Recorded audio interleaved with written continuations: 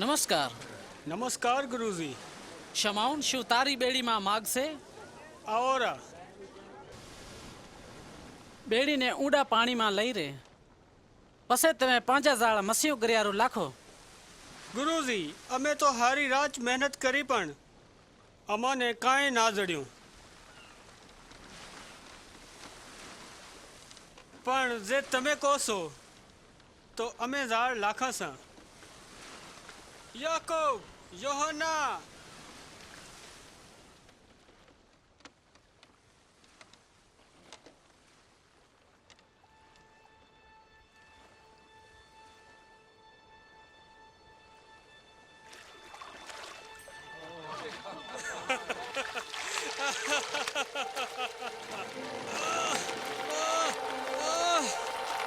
યાકોબ, યોહાના, બેડી અમને લાવો, અમારી મદદ કરો, જલ્દી કરો. અમે મદદ નથી કરી કેતા, અમે પણ કાબુ સા.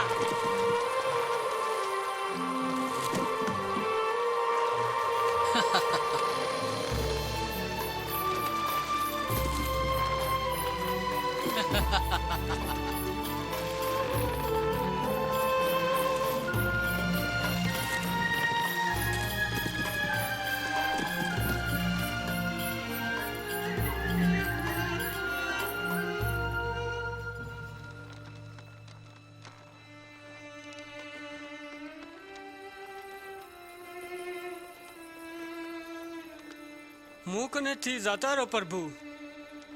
હું તો મોટો પાપી છું. બિયા મત.